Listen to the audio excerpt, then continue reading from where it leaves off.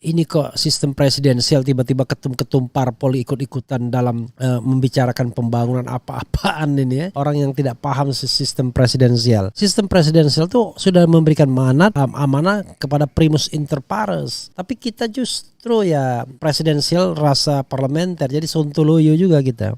Ini kan aneh bin ajaib. Bicara tentang 6 partai politik pendukung, padahal 3 diantaranya menterinya Pak Jokowi. Ngapain bernegosiasi, berdiskusi lagi dengan orang-orang yang memang menjadi bawahannya. Prabowo Subianto Menteri Pertahanan, Erlangga Hartarto Menko Perekonomian, lalu Prabowo Subianto, Erlangga Hartarto. Jadi selebihnya Megawati Soekarno Putri itu kalau kita mau lihat juga strukturnya juga bawahannya Presiden Jokowi. Walaupun ini kan aneh bin ajaib, Presiden mengangkat dia sebagai Dewan Pengarah BRIN, Presiden mengangkat dia sebagai Dewan Pengarah BPIP yang notabene berada di bawah Presiden, tapi at the same time dia menjadikan Presiden bawahannya, petugas partai. Ini aneh. Jadi Megawati pun bawahan Jokowi juga.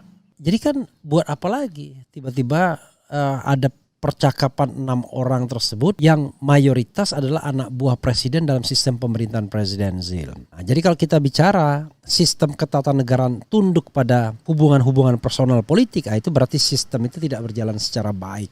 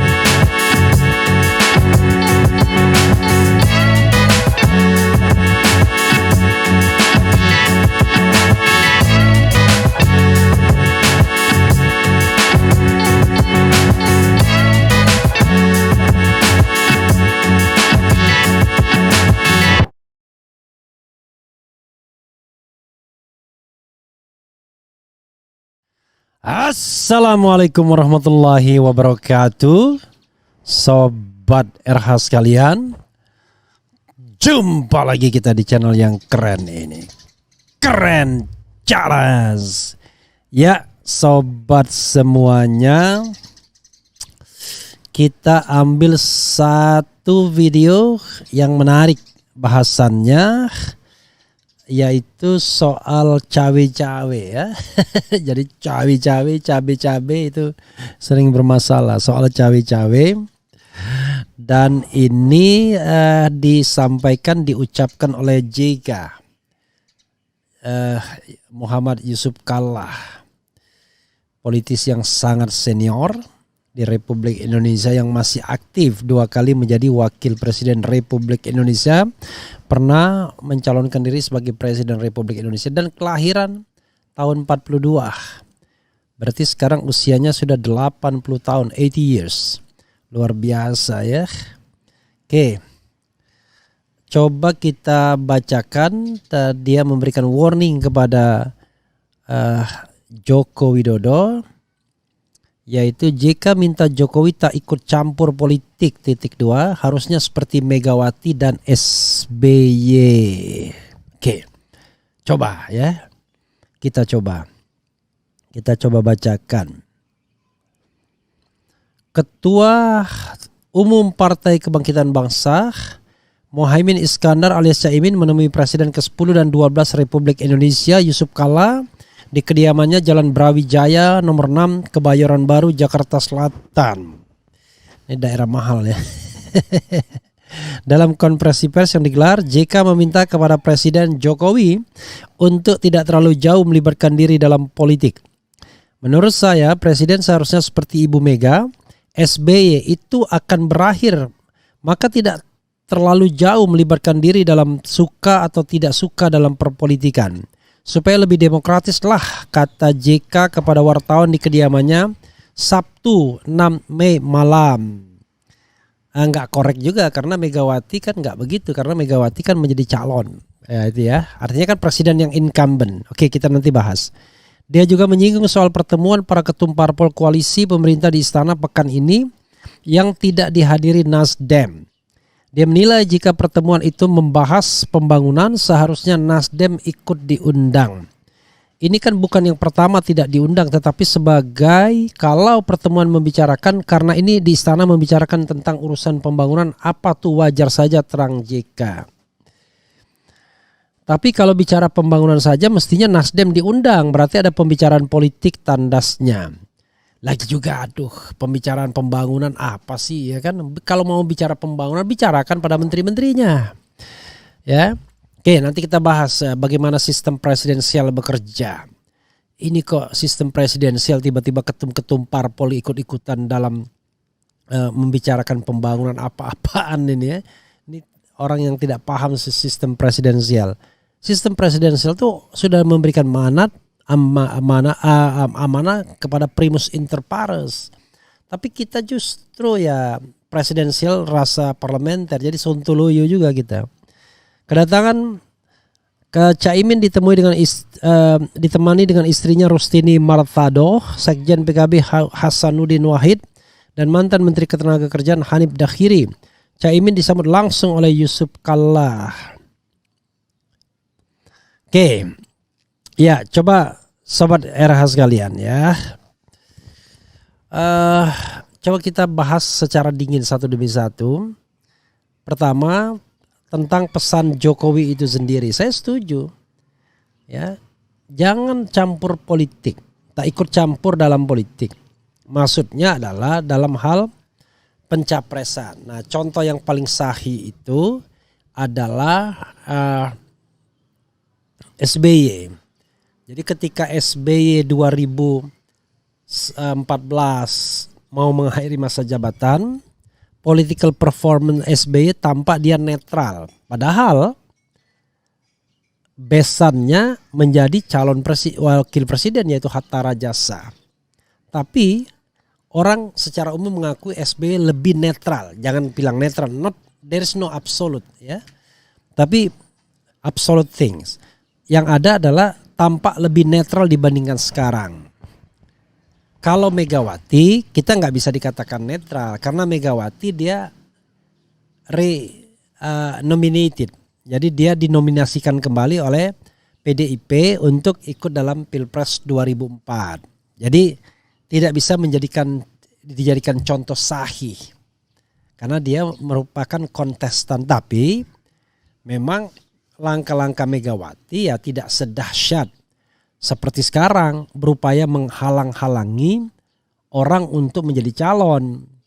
Karena pada tahun 2004 tersebut kekuatan partai politik tidak sesontoloyo sekarang. Kekuatan partai politik itu justru melonggarkan presidensial threshold. Jadi ya asal tahu saja Undang-Undang Pilpres 2003 ya, itu Undang-Undang Pilpres nomor 23 tahun 2003 itu menetapkan yang namanya presidensial threshold itu sebenarnya 15%. Jadi 15% kursi DPR atau 20% suara secara nasional. Tetapi karena pada waktu itu adalah Pilpres pertama, maka ditetapkanlah aturan peralihan. Nah ini banyak orang yang nggak tahu ya. Jadi 2004 itu tetap memberlakukan Pilpres. Diperlakukanlah aturan peralihan yaitu 3% kursi dan 5% suara. Karena itu yang berpartisipasi lumayan banyak, yaitu 5 pasangan calon. Dan ada split tiket antara presiden dan wakil presiden. Megawati berpasangan dengan Hasyim Muzadi, ketua umum PBNU pada waktu itu. Kemudian Hamzahas ambil Agung Gumelar, seorang nasionalis.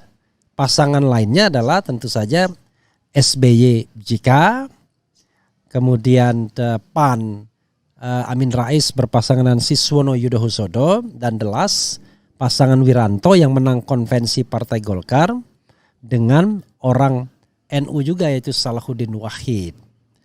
Jadi sahabat era sekalian, pada waktu itu ada pemikiran karena ini adalah pilpres pertama, maka perlu partisipasi, nggak seperti sekarang sontoloyo ya kan, 20% kursi atau 25% suara.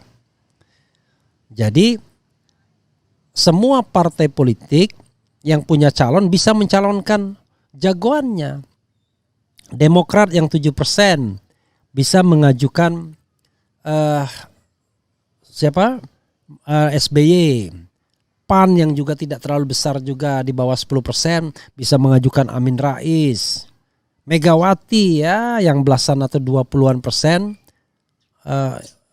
sekitar situ ya, more or less 20% bisa mengajukan Megawati. P3 yang juga tidak terlalu besar bisa mengajukan Hamzahas karena cuma 3% kursi atau 5% suara. Artinya ya semua partai yang lolos Senayan, lolos parliamentary threshold. Jadi pada waktu itu diterapkan parliamentary threshold, bukan lagi electoral threshold. Ya otomatis mereka bisa mencalonkan presiden dan wakil presiden. Nah, ini yang kita harus garis bawahi, sehingga cawe-cawenya Mega agak terbatas juga dengan ketentuan itu. Wah, kalau begitu kenapa tidak? Ya karena waktu itu aliansi tidak sekuat sekarang, pragmatisme tidak segila sekarang. Jadi ada relatively a fair competition karena ada 5 calon yang bisa maju dan tidak ada calon yang hebat, yang dianggap hebat, tiba-tiba tertinggal. Pada waktu itu semua calon bisa dianggap berkompetisi secara sehat, kecuali Gus Dur berpasangan dengan Marwah Daud Ibrahim, itu digagalkan karena dianggap tidak memenuhi syarat, yaitu mampu secara jasmani dan rohani. Jadi agak berbeda posisinya. Nah sekarang instrumen presidensial threshold itu betul-betul digunakan oleh kekuatan politik 2014, 2019, terutama 2019 untuk membatasi calon menjadi 2 saja. Artinya setelah Pilpres 2009, kekuatan oligarkis ini mungkin sadar, oh kalau begitu kita beli partai politik semuanya dan kita tinggalkan 2 calon sehingga kita bisa main 2 kaki. Jadi whoever kemudian terpilih sebagai Presiden Republik Indonesia, kita punya saham. Jauh lebih susah kalau seandainya calonnya lebih dari 2, 3 atau bahkan 5 seperti 2004. 2009 SBY menang lagi dengan 3 calon. Masih ingat pada waktu itu SBY berpasangan dengan Budiono, Megawati berpasangan dengan Prabowo Subianto, dan Yusuf Kala berpasangan dengan Wiranto. SBY menang 1 putaran 60%. Dan itu rekor suara tertinggi. Jadi tidak cawe-cawenya itu yang sah itu adalah contoh SBY, itu satu hal. Nah yang berikutnya adalah kalau kita bicara mengenai pertemuan di Istana 6 Parpol, ini gak jelas, gak paham saya. Ini kabinet presidensil, sistem pemerintahan presidensil atau parlementer sih? Kita harus mengikuti sistem bernegara yang baik. Dan konstitusi kita mengatakan bahwa kepala negara dan kepala pemerintahan itu the head of executive power, ya. Jadi the head of executive power itu adalah presiden. Presiden memegang kekuasaan pemerintahan. Artinya, once seorang presiden terpilih, ya dia primus inter pares dan kepadanya lah kita percayakan agenda-agenda politik. Untuk itulah dia menunjuk para menteri. Lah, kalau ketua-ketua umum partai politik ikut lagi cawe-cawe, maka kita tidak bisa membedakan antara yang namanya private domain sama public domain. Kalau ketua-ketua umum partai politik itu bisa dikatakan private domain, walaupun partai politik itu sendiri banyak orangnya. Karena mereka hanya berpikir tentang kepentingan partai politiknya karena mereka ketum parpol. Tapi kalau mereka menteri, mereka tidak boleh berpikir sebagai orang yang hanya belongs to a certain political party. Misalnya Zulkifli Hasan ketika bicara menjadi tuan rumah PAN, ya dia berbicara atas nama atau kepentingan Partai Amanat Nasional. Tapi begitu dia berbicara atas nama menteri, maka dia berbicara atas nama pembangunan yang dimana dia tidak hanya melayani konstituen PAN. Ini kan aneh bin ajaib. Bicara tentang 6 partai politik pendukung, padahal 3 diantaranya menterinya Pak Jokowi. Ngapain bernegosiasi, berdiskusi lagi dengan orang-orang yang memang menjadi bawahannya. Prabowo Subianto Menteri Pertahanan, Erlangga Hartarto Menko Perekonomian, lalu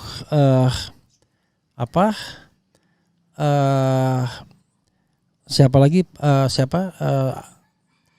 Prabowo Subianto, Erlangga Hartarto.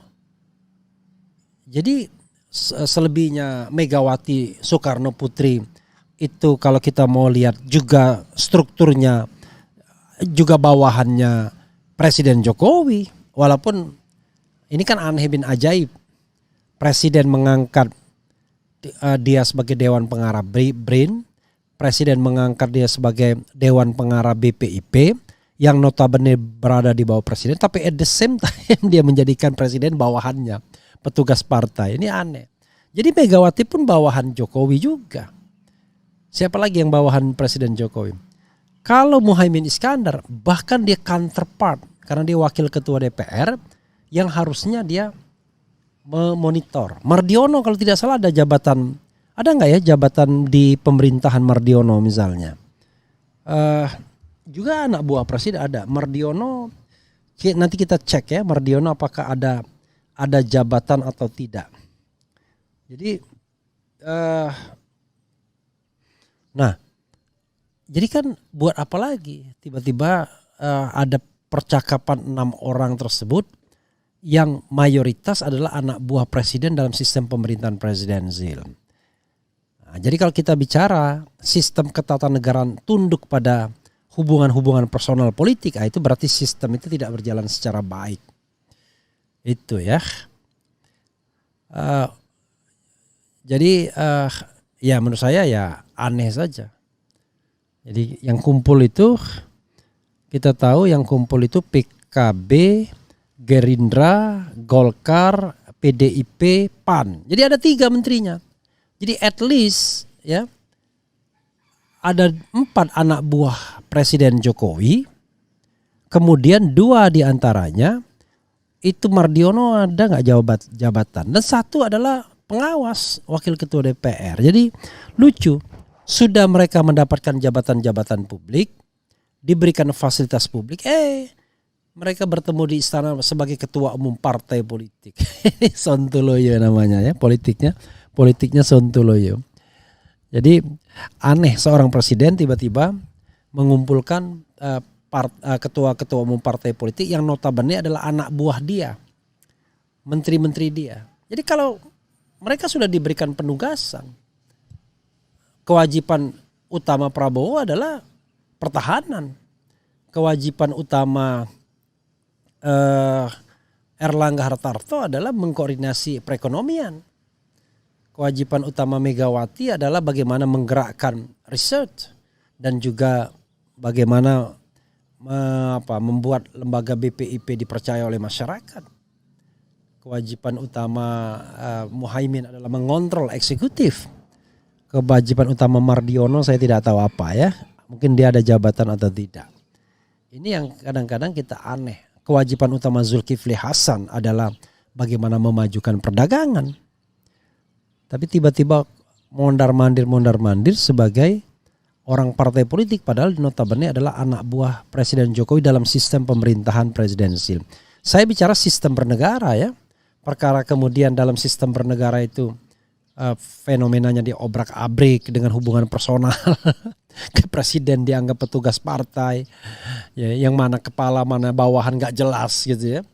Karena kalau dari kacamata rakyat, Presiden Megawati adalah bawahannya Presiden Jokowi karena dia punya ada dua jabatan dari institusi yang bukan independent body, bukan state auxiliary agency, tapi institusi yang berada dalam lingkup kekuasaan eksekutif, yaitu BPIP dan BRIN. Jadi dia anak buah presiden. Zulkifli Hasan jelas anak buah presiden, menteri. Erlangga Hartarto anak buah presiden. Prabowo Subianto anak buah presiden. Muhaimin Iskandar pengontrol presiden karena dia adalah wakil ketua DPR, wakil ketua ya kalau tidak salah.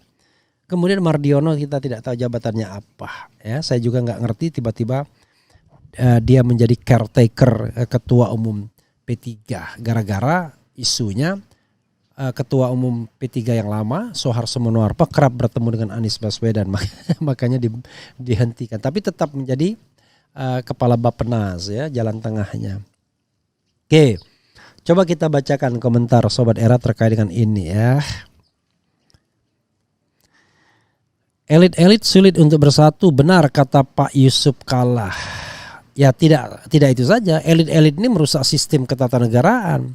Sudah dibayar oleh rakyat dari uang pajak, sudah dikasih jabatan, fasilitas, masih bekerja sebagai seolah-olah bukan pihak yang harus bekerja bagi rakyat Indonesia, malah masih membawa kepentingan partainya masing-masing. Padahal kalau sistem presidensial, begitu Anda ditunjuk sebagai pembantu presiden, fully Anda bekerja untuk negara, bekerja untuk rakyat.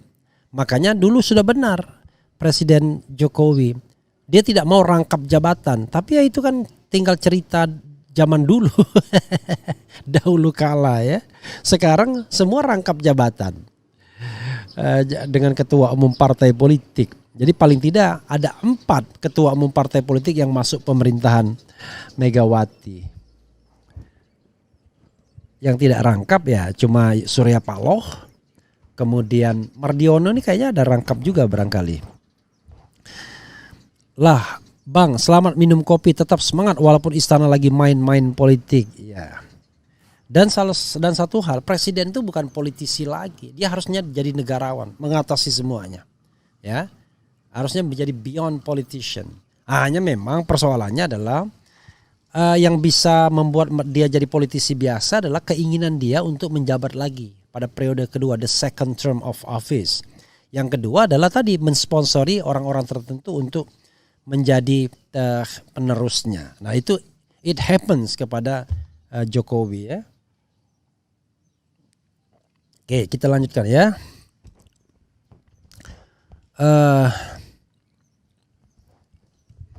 Apalagi yang ngata-ngatain nggak usah saya bacakan ya.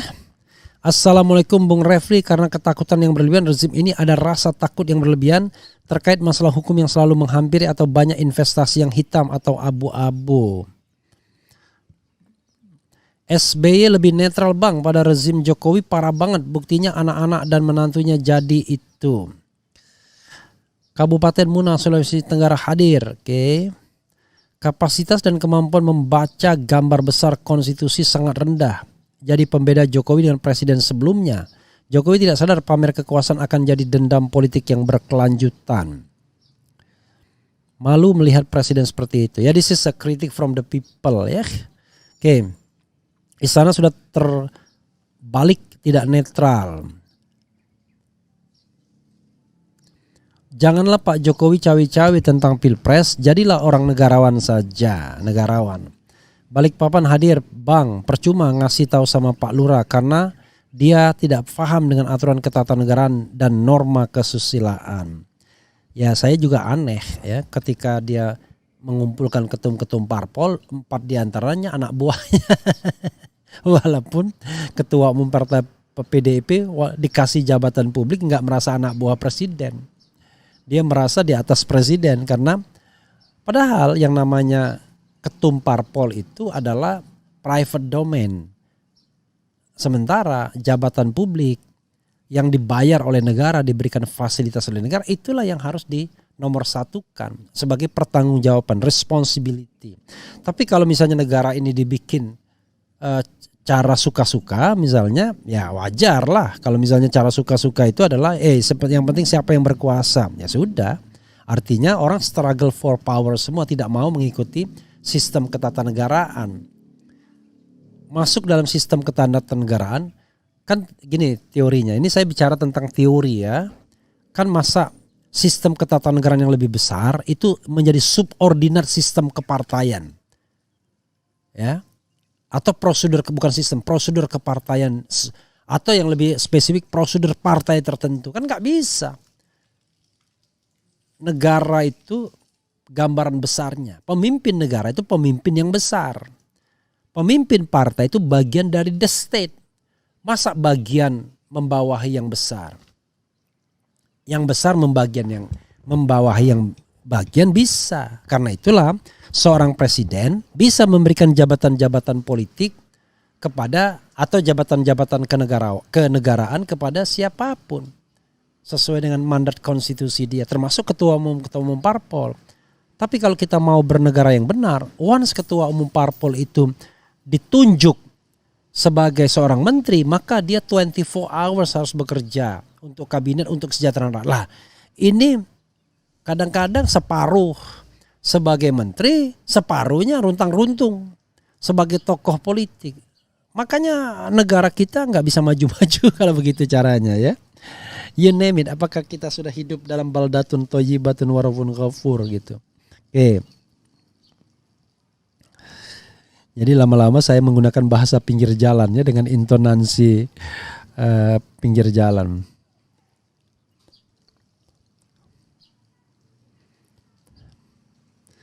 Sejarah akan mencatat carut marut pasca Pilpres akibat presiden tidak netral alias ikut campur soal copras-capres dan menjegal salah seorang capres yang tidak dia sukai. Kemudian presiden melayani seluruh rakyat Indonesia, semua suku, ras, agama, kepercayaan, golongan. Kalau petugas partai dan petugas bisnismen, ya jadilah korupsi dan hukum dipermainkan. Bila saya terpilih akan bisa membedakan mana pribadi, mana untuk umum. Jadi kalau ada orang yang mengkritik, loh kok pertemuan ketua umum partai politik atau pertemuan politician adanya di Istana Negara? How come? Istana Negara itu hanya untuk presiden bekerja. Jadi selama presiden itu menyatakan dirinya sebagai presiden itu 24 hours, dia bisa menggunakan istana. Jadi nggak bisa dia menggunakan istana atas nama politician, nggak bisa. Tetap presiden. Tapi ngapain presiden mengundang ketua-ketua umum partai untuk bicara pembangunan, padahal 4 di antara mereka adalah anak buahnya. Kan cukup sidang-sidang kabinet saja. Mereka juga menteri. Mereka juga kepala-kepala lembaga atau dewan-dewan pengarah lembaga yang ada di bawah kepresidenan. Bahkan Muhaimin Iskandar nggak boleh diajak cawe-cawe dalam urusan eksekutif karena dia pengawas sebagai anggota DPR. Itu ya, biar kita paham. Kemudian, kalau Pak Jokowi merasa bersih dan tidak bermasalah, harusnya netral seperti Pak SBY. Kayaknya Pak Jokowi ketakutan termasuk tentang keluarganya. Saya beberapa kali mention ya mudah-mudahan lah semuanya husnul khotimah.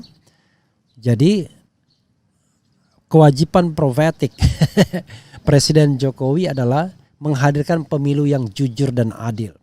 Maka dia akan dikenang ya, a smooth transition. Pemilu yang jujur dan adil adalah pemilu yang dimana penyelenggaraan pemilu itu betul-betul dilakukan oleh KPU yang independen, Bawaslu yang independen, hasilnya bisa dipertanggungjawabkan, tidak ada atau money politik bukan isu yang utama, kemenangan dicapai dengan sebaik-baiknya dan sejujur-jujurnya. Ya itu yang kita inginkan. Kalau menangnya curang, maka nggak mungkin ada seorang pemimpin yang amanah kalau menangnya curang. How come? Kemenangannya saja sudah tidak diridhoi oleh Allah Subhanahu wa taala. Bagaimana kita berharap dia menjadi orang yang jujur dan amanah? Itu ya yang kita harus pahami. Itu saja sobat era sekalian. Tidak terasa ya, saya senang bisa seperti semula pagi-pagi langsung bikin konten. Wassalamualaikum warahmatullahi wabarakatuh. Ciao.